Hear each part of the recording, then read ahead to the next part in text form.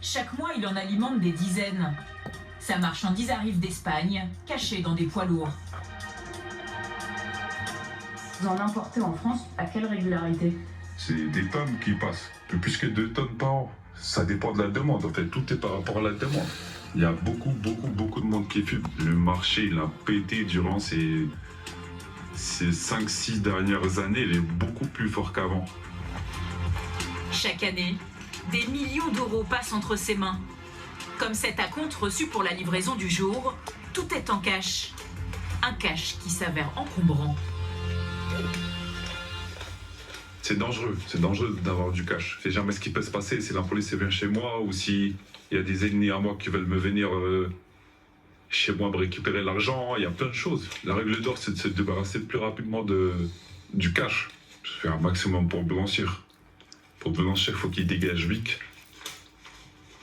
Faut qu'il me reste dans les mains. Blanchir. Donner une existence légale à des fonds dont l'origine est illicite. C'est l'obsession des trafiquants. En France, avec 7 milliards de revenus par an, le marché de la drogue n'a jamais été aussi puissant. Et les trafiquants aussi riches. Là, c'est l'argent. Il y a 50 000, ça part direct. Comment se débarrasse-t-il de tout ce cash ? Comment le réinjecte-t-il dans l'économie légale ? Et l'argent, ça vaut de l'or, hein. C'est le papier, c'est le nerf de la guerre. Hein. Durant plus de 6 mois, nous avons enquêté sur les traces de l'argent sale dans toute la France. Nous avons recueilli des témoignages exceptionnels de trafiquants qui lèvent le voile sur leur technique. Nous avons rencontré des collecteurs, des blanchisseurs. Aujourd'hui, ça m'a fait 1000 euros, je les mets dans la caisse. Et du coup, c'est comme ça que tu blanchis ton argent. Société fictive, petit commerce d'apparence légale. Ça, c'est les packs d'eau. Ça, c'est acheté avec l'argent du trafic. De l'épicerie du coin de la rue jusqu'au chantier de bâtiments. L'argent de la drogue circule partout autour de nous. Moi, j'ai besoin d'à peu près 40-50 000 euros mensuels en cash pour mes salariés. Mais alors que les saisies de stupéfiants se chiffrent en milliards d'euros, l'argent, lui, est beaucoup plus difficile à attraper. Bonjour monsieur, les services de police. Nous avons suivi les enquêteurs d'une brigade hors norme, spécialisée dans la traque des réseaux de blanchiment. Ah putain, il y a l'autre qui saute. Number one. C'est la cible principale, au cœur du système de blanchiment. Pour contrer les trafiquants, la nouvelle stratégie de l'État, saisir leurs biens les plus précieux. L'objectif, c'est que l'argent qui provient de la délinquance aille dans le budget général de l'État. 9,5 millions pour ce yacht. 9,5 millions, c'est pris. Jusqu'où l'argent de la drogue gangrène-t-il notre économie ? Comment lutter contre un phénomène aussi insaisissable ? Enquête sur le fléau du narco-blanchiment.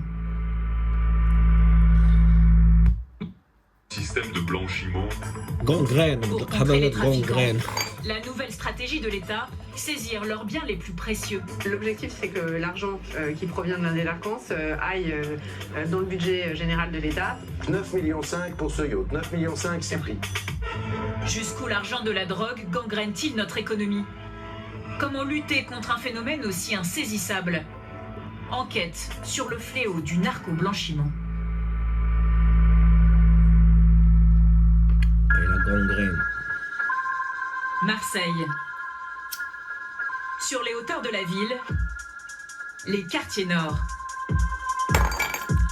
Au cœur des cités et de leurs points de deal, c'est ici que démarre notre traque sur la piste du cash.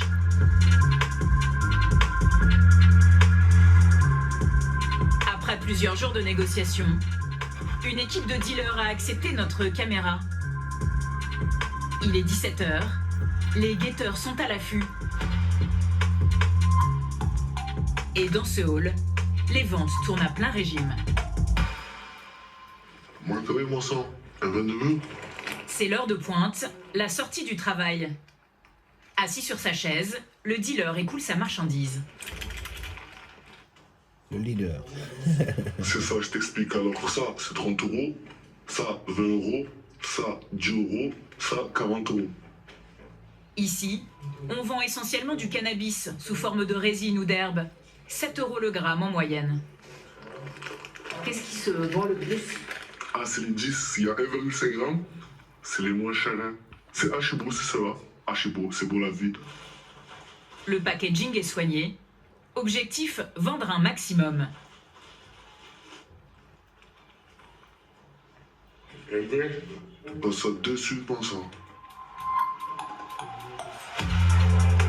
La mécanique est bien huilée. Quand son stock s'amenuise, un autre membre du réseau débarque. C'est le ravitailleur. Wesh, t'as fait d'affaires ou comment ça? Je t'ai ramené bœuf, shit. T'as ramené ce qu'il faut? Ouais, c'est bon. Normalement, tu es bien. En échange d'une nouvelle recharge de marchandises, le dealer donne au ravitailleur ses dernières recettes. Donc 280 en bœuf. Et en shit, j'ai 240. Protéger l'argent, c'est la priorité absolue sur un point de deal. En ce moment, il fait 5-6 fois. C'est parce qu'en ce moment, c'est chaud. Parce qu'à tout moment, il peut se faire péter. Cet argent-là, je vais aller la poser dans mon stock. Parce que c'est des sous, faut faire attention avec les sous. Dire un stock, c'est quoi un stock? C'est un appart, chez une nourrice en fait, directement. Une nourrice, c'est un habitant de la cité, payé pour cacher chez lui l'argent ou la drogue. Soudain, le cri des guetteurs retentit. Aha, le nom de code pour avertir de l'arrivée de la police. Alors que le ravitailleur disparaît dans les étages, le vendeur s'enfuit lui, en trottinette électrique. Il se débarrasse de sa marchandise et passe, comme si de rien n'était, sous le nez de la police. Une patrouille vient d'arriver au pied de l'immeuble. Leur stratégie, rester postés plusieurs heures afin de paralyser le trafic. Nous retrouvons le vendeur à quelques blocs de là. Là, il s'est passé quoi juste en gros? Là, il y avait une attaque, c'était chaud là. En ce moment, ils ont décidé de nous casser les couilles à nous. Ça fait perdre de l'argent parce qu'on perd des clients. Ça paralyse pendant combien de temps un point de vente? Comme ils ont envieux, ils peuvent rester là toute la journée s'ils veulent. Paralysé. Généralement, Ouais, une excellente heure. idée. Très belle idée. Ce jour-là, la police ne partira qu'à la tombée de la nuit. Les dealers n'ont travaillé que 5 heures. Ils ont gagné 4 000 €, moitié moins qu'une journée normale. À Marseille, il existe près d'une centaine de points de deal. Les plus gros peuvent rapporter jusqu'à 80 000 € par jour. Comment les réseaux font-ils sortir des cités de telles quantités de cash chaque jour? Pour le découvrir, nous embarquons avec le gérant d'un autre point de deal.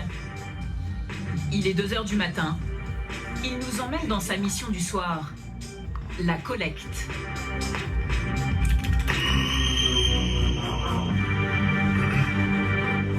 La chose la plus importante dans un charbon, c'est exfiltrer l'argent.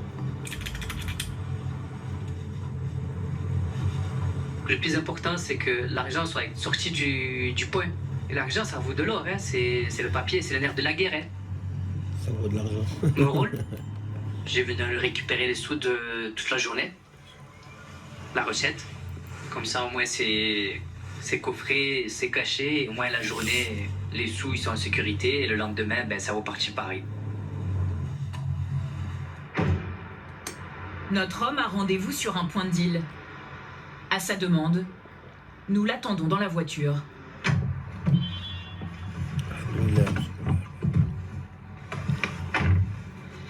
Là, j'ai récupéré la recette. 3 000 € en cash. Des liasses de billets visiblement déjà comptés et triés. Cette opération, il va la reproduire sur plusieurs points de deal appartenant au même réseau. Il récolte au total des dizaines de milliers d'euros. L'argent, on va le coffrer plusieurs temps. On va l'entasser.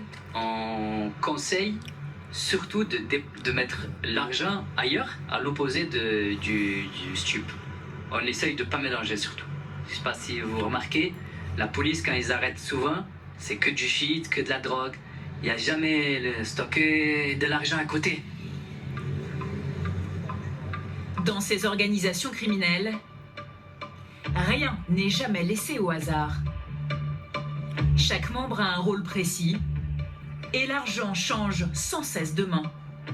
Après les dealers, les ravitailleurs puis le collecteur, le cash est centralisé dans ce que les trafiquants surnomment la banque. Un appartement banal, insoupçonnable. Misha. Voici l'argent. Misha. Voici la recette d'une journée type. À cette étape, les billets sont à nouveau comptés, recomptés. Chaque tas correspond ici à 1 000 €. Il y a 50 000, ça part direct. Le butin va rester dans ce qu'ils appellent la banque entre quelques heures et quelques jours, car il faut ensuite l'envoyer là où il sera investi et blanchi. Dans le sous-sol d'un immeuble, un homme a accepté de nous parler de cette nouvelle étape. Il récupère l'argent et le redistribue. Il déplace parfois jusqu'à des centaines de milliers d'euros. Un rôle qui nécessite la confiance du réseau. C'est pas tout le monde qui peut avoir cette responsabilité. C'est soit des gens de la même famille, soit des gens qui sont ensemble depuis des années. Mais c'est pas n'importe qui, parce que là, il y a beaucoup d'argent en jeu. Les gens, pour peu d'argent, ils perdent la tête. Et vous êtes payé combien? Je peux pas répondre, madame. Vous, ça porte un nom, votre rôle? Là, dans des points stup, il y aura des rôles où ça va l'appeler la banque. Mais moi, c'est pas la banque. Moi, ça va être plus la trésorerie publique. En d'autres termes, il apporte l'argent dans des commerces pour qu'il y soit blanchi. Comme un collègue récemment, il a acheté un resto, des hôtels, à Nice, à Saint-Tropez. Il y a de l'argent qui est envoyé au Maroc. Au moins, derrière, il ressort un argent propre. Pour vous, c'est quoi le blanchiment? Le blanchiment, c'est d'avoir beaucoup d'argent en espèces et de transformer, qu'elle ait une valeur à l'État. En gros, que comme quoi ça, genre, après, l'État, il se demande pas d'où ça vient. Vous comprenez ou pas? Genre, il faut que cette question, elle sorte de leur tête.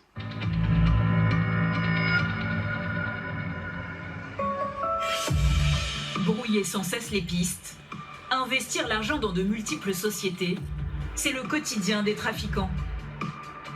Et parmi leurs stratagèmes, l'un des plus efficaces, c'est la fausse location de voitures. Abel, le grossiste en cannabis, y a recours. Il nous en dévoile quelques ressorts depuis l'arrière-cour d'un de ses garages. Cette voiture, c'est la partie location. On a à peu près une dizaine de véhicules qui sont sur place. Il y a des BM, des Z4, c'est les derniers modèles qui se louent en fait. Toutes ces belles cylindrées sont achetées en cash en Europe de l'Est. Une première façon de blanchir l'argent du trafic. Et Abel ne s'arrête pas là. Il y a tous ces véhicules qui ne sont pas loués. Ils sont là, mais je les déclare loués. Je te donne un exemple. Sur celle-là, c'est 300 € par jour. Je déclare comme quoi elle a été louée, mais elle n'est pas louée. La voiture, elle est là, elle ne bouge pas. Le procédé est simple. Pour blanchir, Abel établit un contrat de location au nom d'un client fictif. À 300 € par jour pendant 1 mois, par exemple, cela fait une facture de 9 000 €. Sauf que pour la régler, pas de client. C'est l'argent du trafic qu'Abel met directement dans sa caisse. Déclaré comme un revenu légal, il devient ainsi propre. Et les clients fictifs, Abel les trouve dans son entourage. C'est un contrat de location avec un nom, un prénom. N'importe qui peut donner sa pièce d'identité. Du moment que je le rémunère, je lui donne entre 250 et 300 €. Je fais ça avec des gens depuis des années. Et si les autorités appellent la personne? Ouais, ben la personne, elle est au courant déjà. Il dira que la voiture, je l'ai louée. Il n'y a pas de risque, en vrai. Si j'ai un contrôle ou quoi, ben, je sors les factures. Je remonte qu'un tel a loué la voiture de temps à temps, et puis c'est tout. La méthode est si répandue que l'État a dû serrer la vis. Depuis cet été, la loi interdit tout paiement en liquide pour la location de voitures. Mais pour l'heure, Abel continue. La méthode est si répandue que l'État a dû serrer la vis. Depuis cet été, la loi interdit tout paiement en liquide pour la location de voitures. Mais pour l'heure, Abel continue. location de voiture. Mais pour l'heure, Abel continue tout paiement en liquide pour la location de voiture.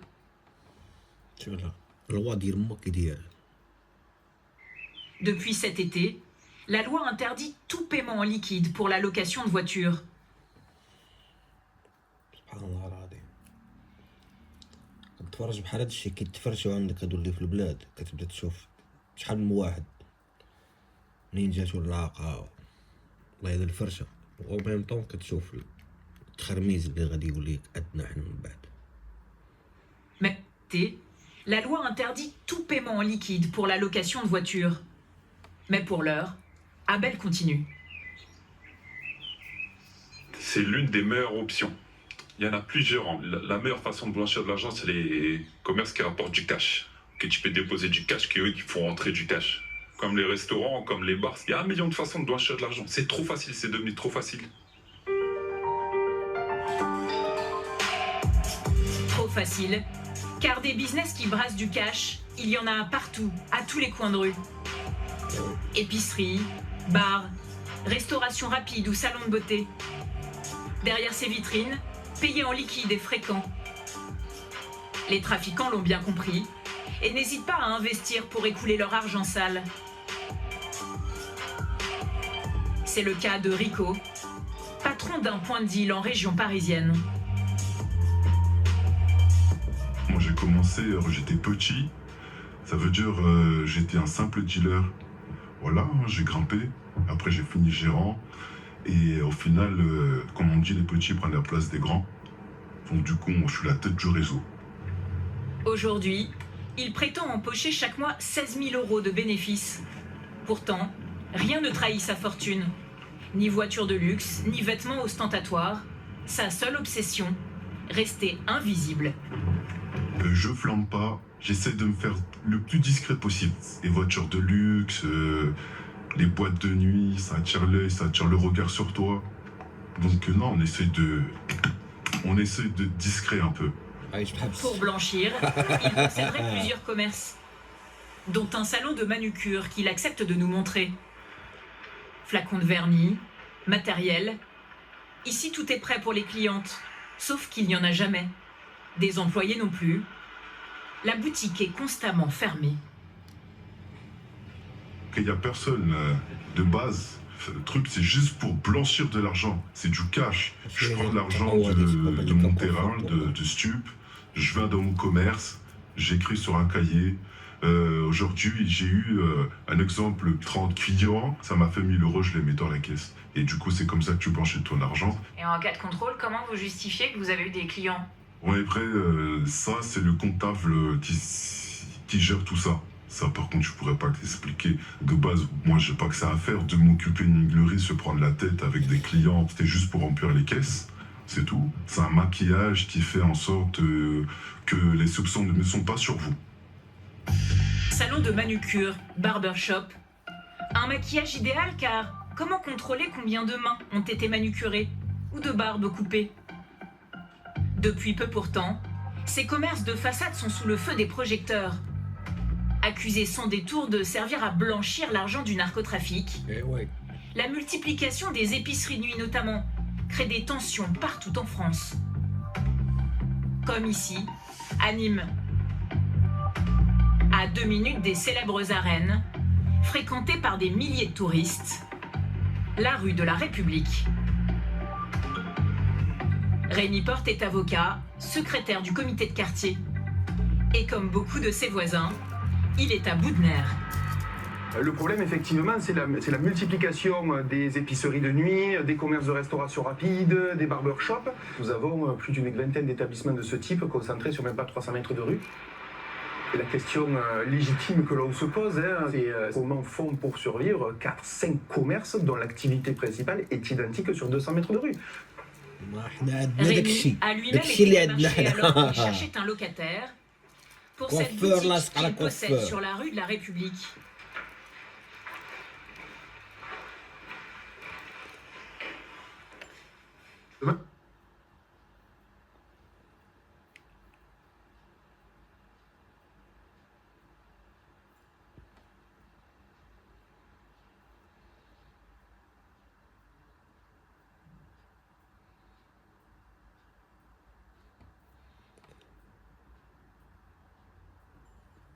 J'ai été approché dans la rue, directement un peu à la sauvette, par des personnes qui souhaitaient donc du coup louer ce commerce pour soit de la restauration rapide, soit pour un commerce type épicerie de nuit.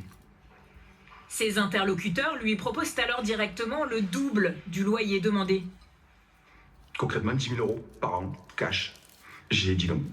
Pourquoi? On se doute que c'est ou du blanchiment d'argent, ou en tout cas que cet argent n'est peut-être pas forcément obtenu en totalité de manière licite. Avec l'arrivée de ces commerces, la vie du quartier a été chamboulée.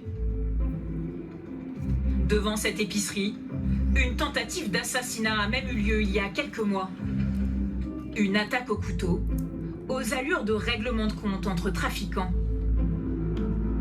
Désormais, à chaque réunion de quartier, le sujet qui obsède les habitants, c'est l'insécurité.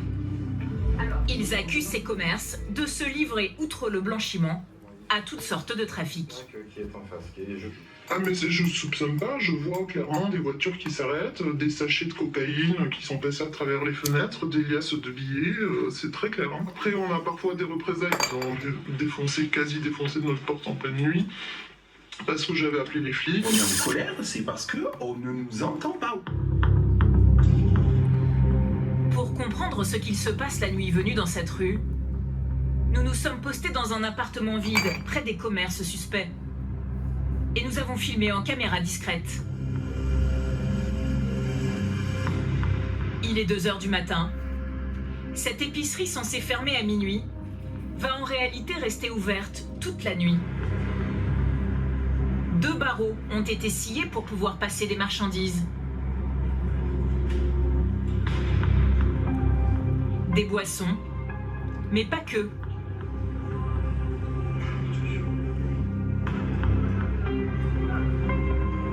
Le carton que récupère ce client, c'est une bonbonne géante de protoxyde d'azote.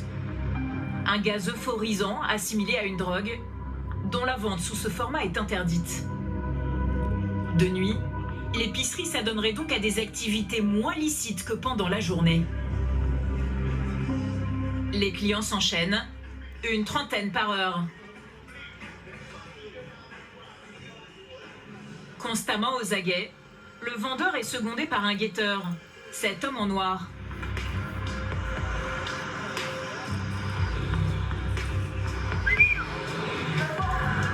Soudain, l'alerte est donnée. La police est dans la rue. Face à la porte close, le véhicule repart. Le vendeur est secondé par un guetteur, cet homme en noir.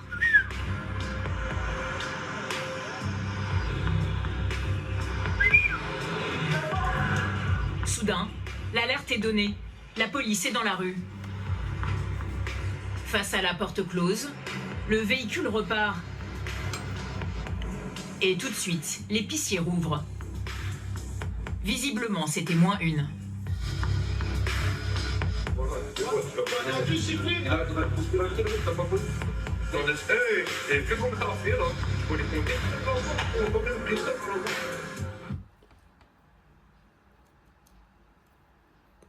هم يدوروا على سنتر دابير في المغرب، بازي في المغرب. الكتاكيت مكريين باكين كيكتكتو وكلشي بلونشيمون دارجون. Contactés, les autorités nous indiquent qu'en un mois, l'épicerie s'est fait verbaliser une dizaine de fois. Mais aucun arrêté de fermeture n'a été pris.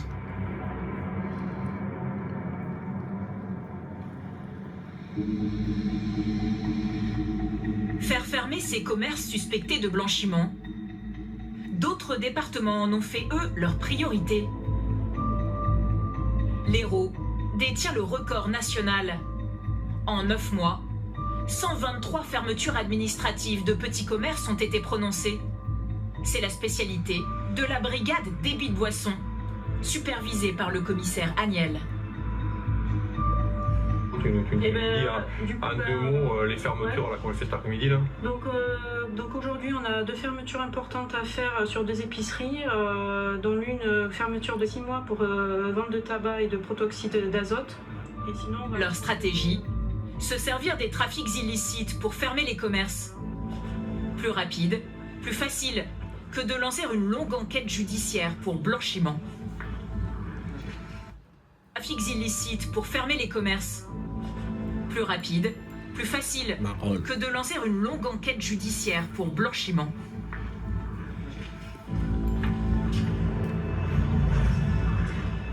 Le blanchiment, c'est toujours difficile à mettre en évidence. Il faut faire des investigations.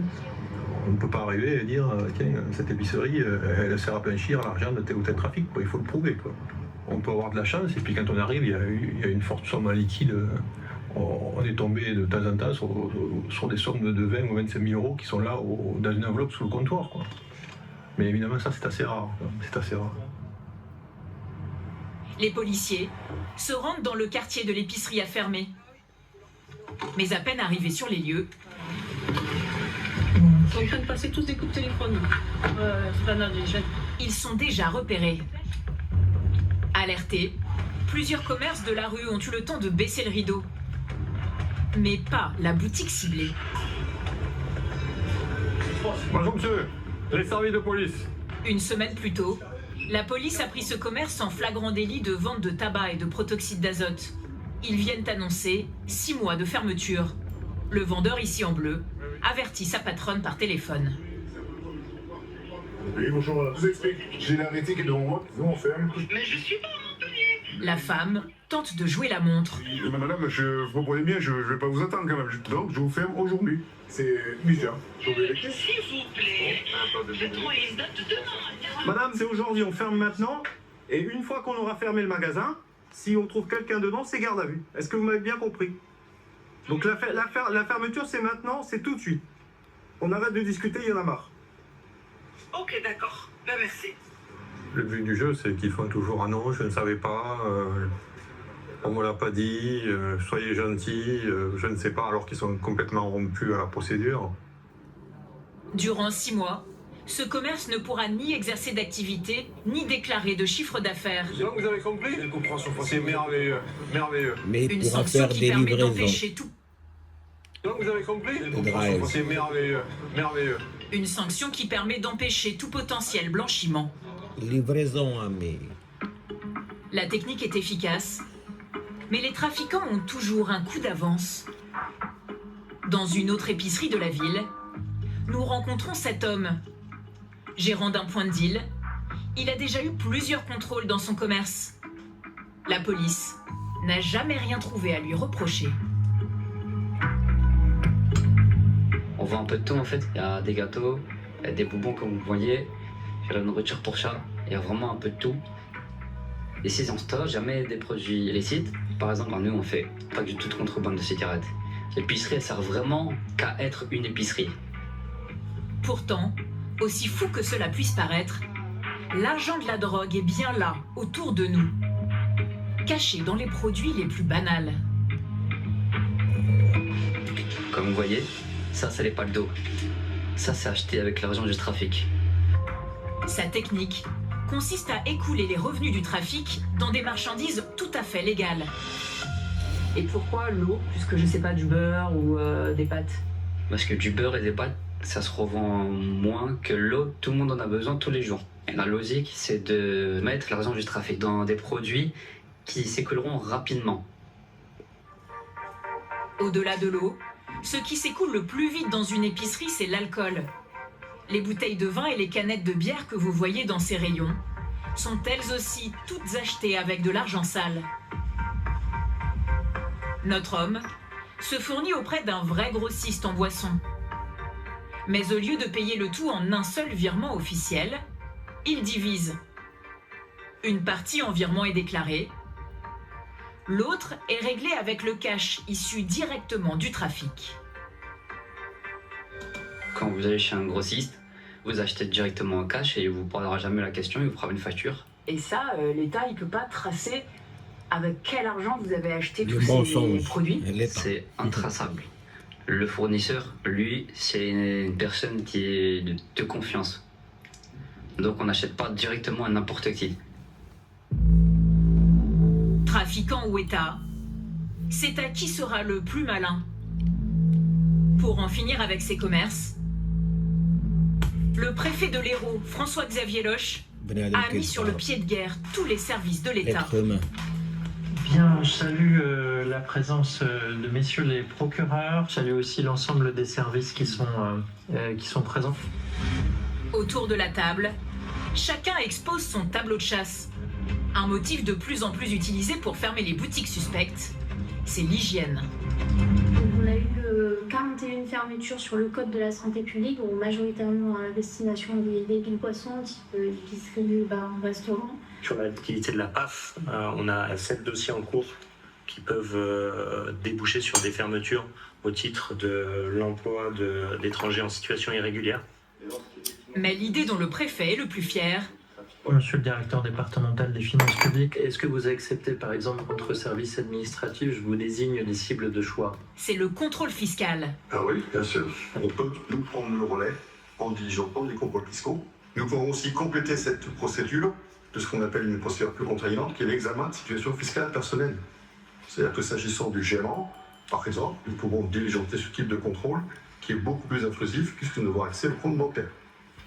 Cette stratégie de collaboration unique en France. Sur l'activité de la PAF, on a 7 dossiers en cours qui peuvent déboucher sur des fermetures au titre de l'emploi d'étrangers en situation irrégulière. Mais l'idée dont le préfet est le plus fier... Monsieur le directeur départemental des finances publiques, est-ce que vous acceptez par exemple votre service administratif, je vous désigne les cibles de choix? C'est le contrôle fiscal. Ah oui, bien sûr. On peut nous prendre le relais en diligentant les contrôles fiscaux. Nous pouvons aussi compléter cette procédure de ce qu'on appelle une procédure plus contraignante, qui est l'examen de situation fiscale personnelle. C'est-à-dire que s'agissant du gérant, par exemple, nous pouvons diligenter ce type de contrôle qui est beaucoup plus intrusif puisque nous avons accès au compte bancaire. Cette stratégie de collaboration unique en France, le préfet espère en faire un modèle. L'année dernière, on a déjà fermé plus de 100 commerces dans le département, 117 si ma mémoire est bonne. À la fin du mois d'août, on est déjà à 123. Ça veut dire que cette mobilisation, elle marche. On sait qu'il y a un lien entre ces commerces et le narcotrafic. L'objectif, c'est de casser un des mécanismes de blanchiment. Dans le narcotrafic, plus on monte dans la hiérarchie, plus on empêche à blanchir. Et les petits commerces qui ont pignon sur rue deviennent trop risqués. Celui que nous appellerons le lessiveur dirige plusieurs points de deal en Île-de-France.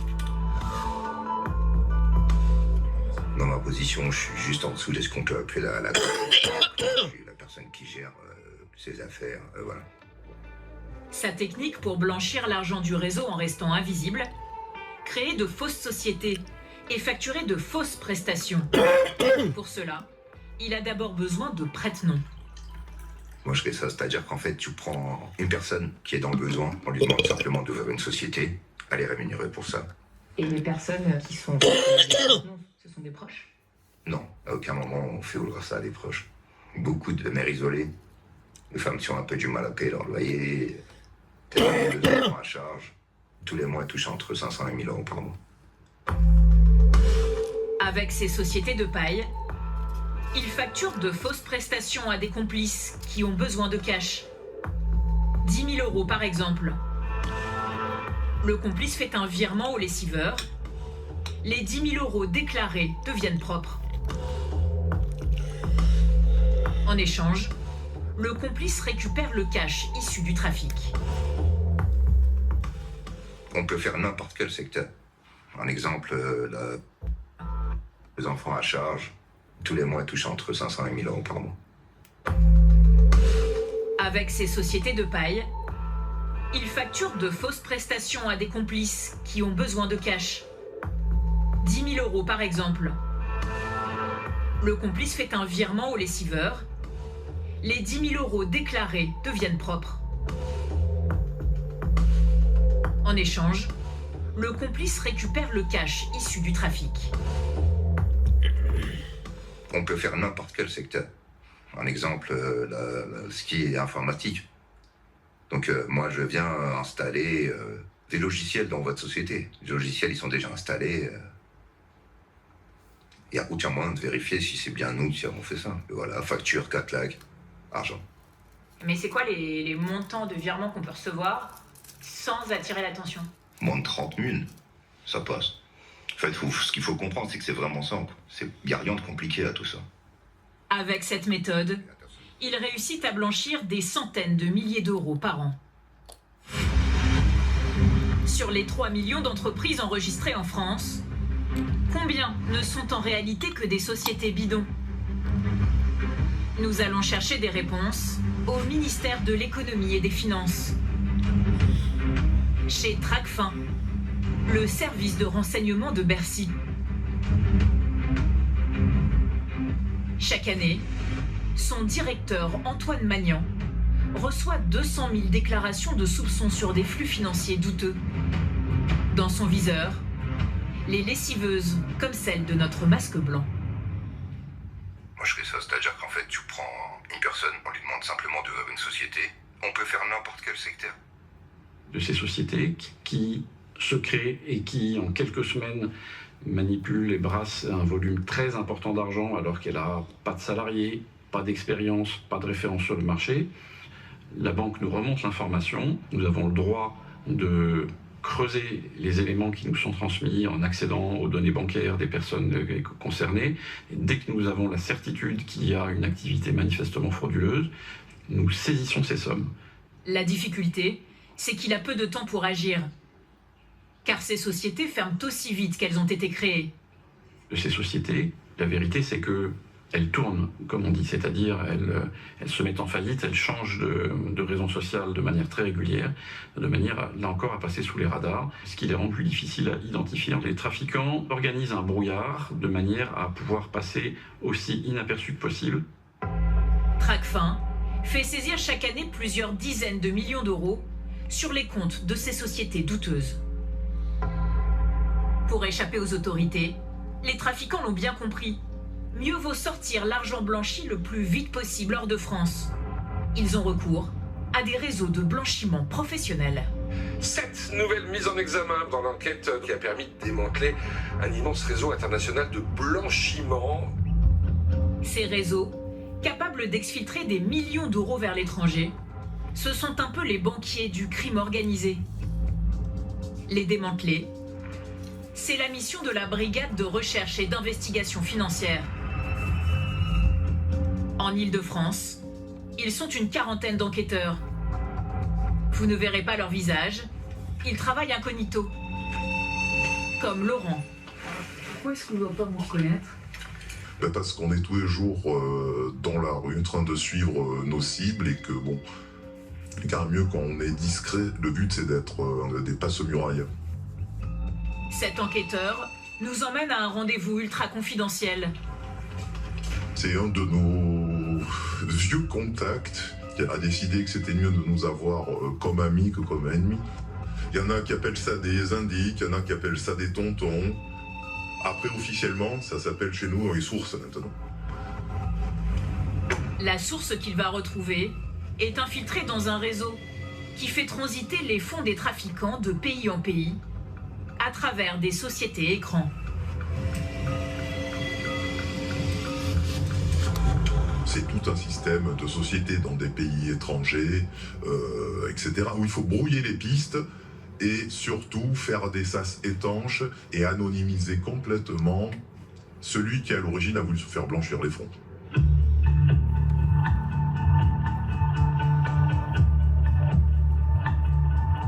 Oui, Coco. T'es où? Ouais, je dépose la voiture devant la boutique. Bah arrive, je suis là, je suis posé, je t'attends. La source a accepté notre présence. L'homme va divulguer à Laurent les dernières étapes du développement du réseau.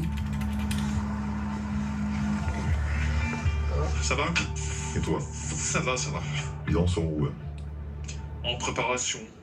Ils mettent en place les sociétés. Ils auront pris quel pays maintenant?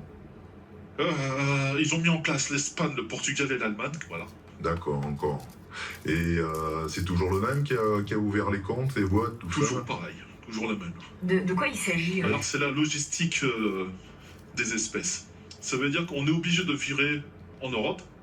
Parce qu'en France, les banques françaises, quand vous virez de l'argent quotidiennement au Maroc, à Dubaï, c'est blacklisté. Et par contre, au Portugal... Sans problème. Portugal, Espagne, sans problème. Donc on passe par des sociétés européennes et de là, ou c'est viré au Maroc, ou c'est viré à Dubaï. Dans ce réseau, le blanchisseur collecte l'argent des narcotrafiquants, puis grâce à la méthode des fausses factures, il le place sur les comptes d'une multitude de sociétés fictives en France. De là, les fonds sont transférés vers d'autres sociétés fictives, chez nos voisins européens d'abord, puis au Maroc ou à Dubaï, où les contrôles financiers sont moins stricts. À la fin, le trafiquant récupère son argent soit sur un compte bancaire, soit en crypto-monnaie, pour le réinvestir dans l'économie, comme l'immobilier par exemple. Et vous, pourquoi vous savez tout ça? Parce que je faisais partie là-dedans. J'étais là-dedans, je faisais des gros volumes. Je faisais 13 millions de blanchiments. Les risques pour vous, à titre personnel, quels sont-ils? Dangereux, garde ma vie. En contrepartie, les sources sont rémunérées. Plusieurs milliers ou dizaines de milliers d'euros selon l'affaire. Grâce aux informations déjà livrées par sa source, Laurent a pu mettre en place depuis plusieurs semaines un dispositif de surveillance.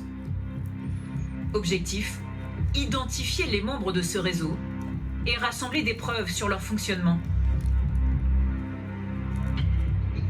Tout se passe dans un quartier central de la capitale.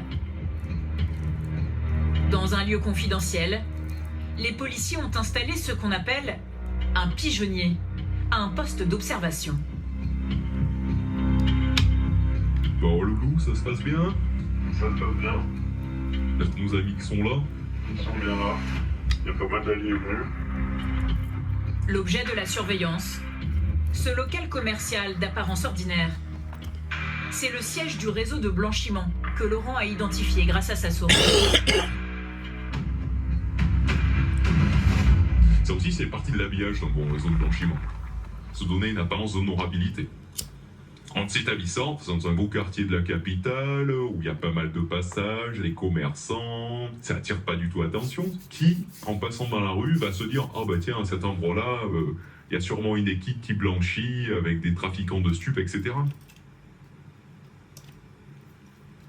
Ah, regarde là. Ah ouais, il tire un truc à la main. Hein. Putain d'alien, c'est... Un premier visiteur se présente avec un sac en plastique visiblement rempli. On peut penser qu'il y a beaucoup d'argent dedans. Probablement un trafiquant venu se débarrasser de son cash. C'est pas le trafiquant du petit point de deal qui va venir là. Hein.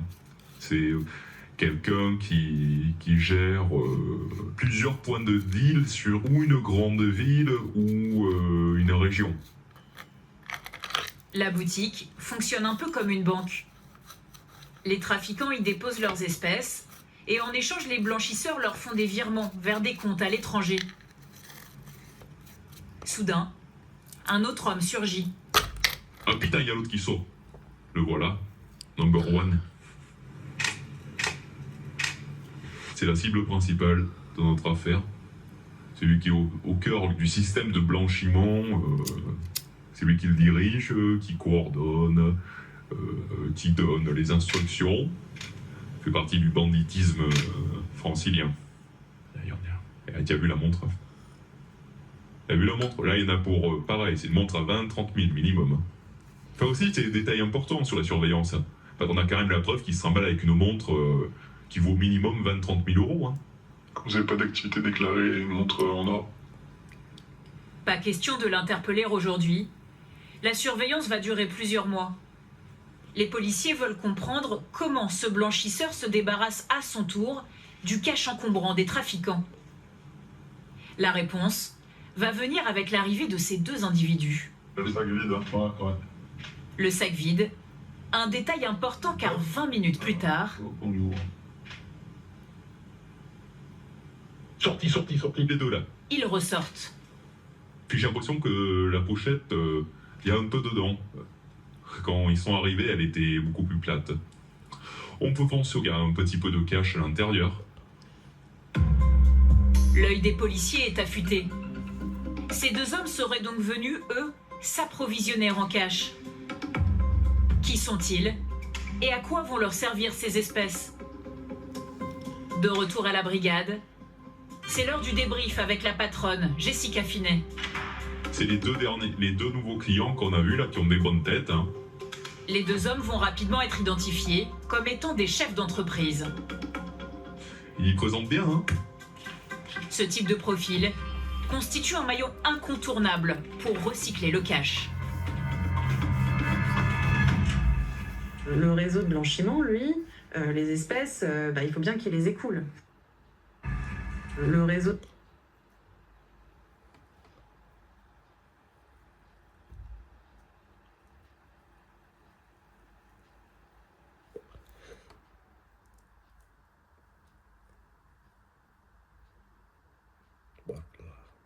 Recycler le cash.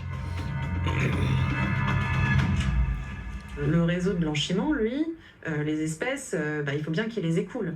Et donc pour les écouler, il a besoin là de tout le pan de l'économie, réelle, qui va rechercher des espèces et qui va accepter du coup de faire des virements sur des sociétés fictives en échange de ces espèces. Les premiers clients de cash des réseaux de blanchiment sont généralement dans le domaine des travaux publics, bâtiments publics. Parfois, ça peut être aussi de la sécurité, ça peut être la restauration. Si ces secteurs sont aussi gourmands en cash, c'est parce que c'est là où se pratique le plus le travail au noir. Nous avons contacté une dizaine de patrons du BTP. Presque tous reconnaissent avoir déjà eu recours au réseau de blanchiment. Un seul a accepté de nous raconter. On est actuellement sur un de mes projets. Là, c'est de la rénovation. On doit tout faire de A à Z. Son entreprise fait 3 millions d'euros de chiffre d'affaires.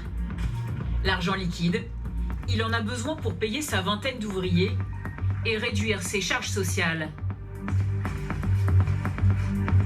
Moi, j'ai besoin d'à peu près 40-50 000 euros mensuels en cash pour mes salariés. La personne en question me remet une facture de matériel, par exemple, je lui fais mon virement tout simplement et quelques jours après, je lui sers bien en cash. Ce cash atterrit ensuite dans les mains des ouvriers. Si je déclare un gars à 2000 euros en charge, j'arrive vite à 3000. Donc je préfère le déclarer à 500, 600 euros et le reste, je lui passe en cash. Au lieu des grosses cotisations sociales que je vais être amené à payer, je préfère faire comme ça. Surtout quand on commence à avoir beaucoup de salariés, on voit tout de suite la rentabilité de ce petit montage. Pour obtenir les espèces, il doit payer une commission. 10 à 20% en plus du montant demandé. Dans le BTP, tout le monde fait ça? Pas tout le monde, mais une bonne partie. Et vous vous doutez que ça vient du narcotrafic? Franchement, moi, ma hauteur, je cherche pas à savoir d'où provient le cash de la personne qui me fait ce service-là, quoi. Et j'en ai pas l'utilité de savoir où ça vient.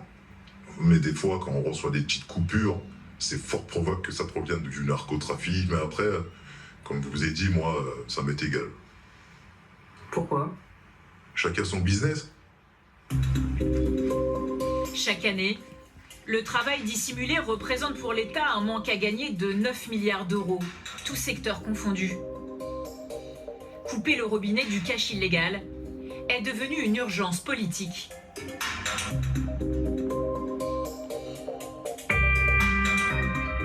Traquer l'argent, mais pas seulement. Pour lutter contre le blanchiment, les autorités s'attaquent désormais aussi au patrimoine des trafiquants. C'est la mission de Vanessa Perret. Cette magistrate gère et revend pour le compte de l'État les biens saisis auprès des délinquants, notamment des narcotrafiquants. Elle dirige l'Agrasc, l'agence de gestion et de recouvrement des avoirs saisis et confisqués.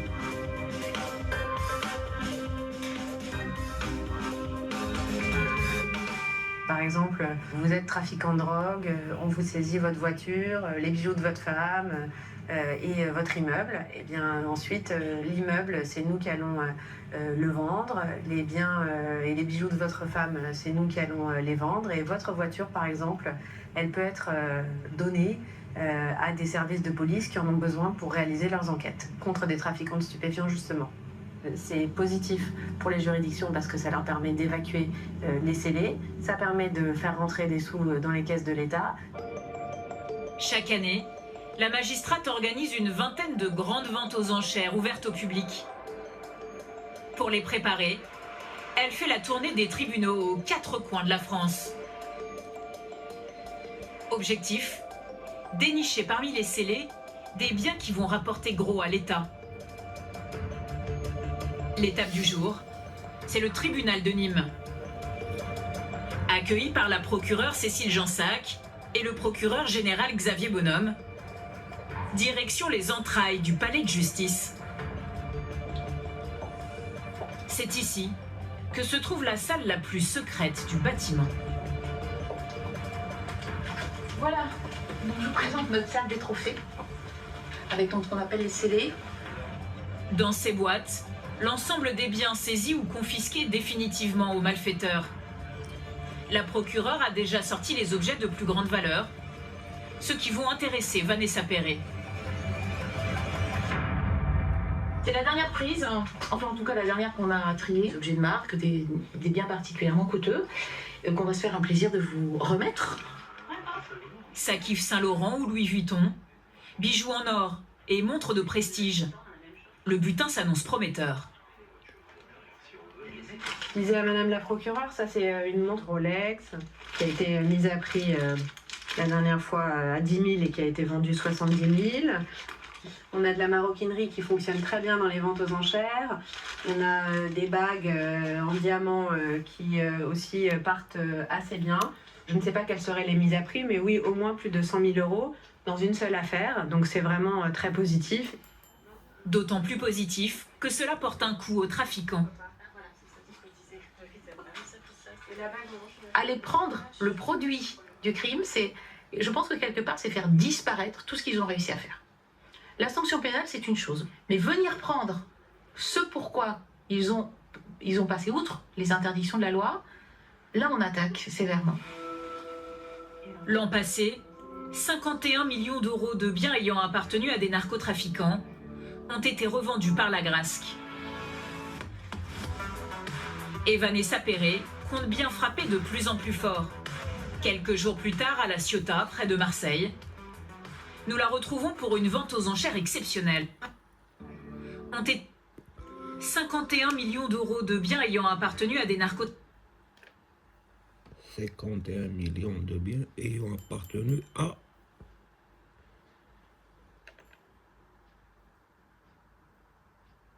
des délinquants.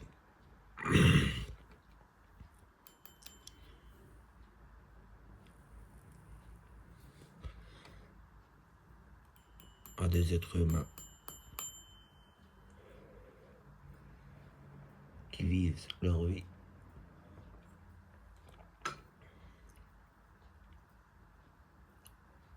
وما رجعوا حد الناركوترافيك وما رجعوش لداك المبلي. Trafiquants ont 51 millions d'euros de biens ayant appartenu à des narcotrafiquants ont été revendus par la Grasque. Et Vanessa Perret compte bien frapper de plus en plus fort. Quelques jours plus tard, à La Ciotat, près de Marseille, nous la retrouvons pour une vente aux enchères exceptionnelle. Celle de sa plus belle prise de guerre, le Stéphania. Ce yacht ultra luxueux de 40 mètres de long a été saisi dans une affaire de narco-blanchiment. Mise à sec sur le chantier naval de La Ciotat, sa vente va bientôt démarrer. Dernier tour du propriétaire pour la magistrate, aux côtés du procureur de Marseille qui a dirigé l'enquête et du commissaire-priseur. Le plus spectaculaire, donc ce côté très luxueux avec cette coque couleur champagne, très particulière, très soignée. C'est les codes couleurs qu'il a fait surnommer le Golden Yacht. 2 piscines, un jacuzzi, 2 piscines, un jacuzzi, des meubles style art déco très haut de gamme. Avec donc les meubles qui sont glyphés Fendi. À bord, tout est luxe, dorure, jusqu'au moindre détail. Le bateau peut accueillir jusqu'à 10 passagers dans des suites somptueuses. Donc là aussi, on est quand même dans un univers assez luxueux, avec déjà une chambre qui fait, je sais pas, 40 mètres carrés, alors qu'on est sur un bateau. Avenue Foch. Arme à la section de recherche. Pendant la fin de la procédure. Là, la conservation même du... Avec... Bonne affaire. Le triomphe. Du narcotrafic. Même si cela reste une goutte d'eau face aux milliards du narcotrafic.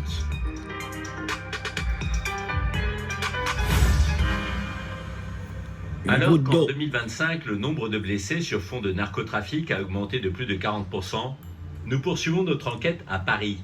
C'est ici que siège le nouveau bras armé de la justice contre ce fléau. Nous sommes au tribunal de Paris, nous allons retrouver Vanessa Perret, une femme que vous avez rencontrée dans ce documentaire. Elle dirigeait il y a quelque temps encore l'Agence nationale de gestion et de recouvrement.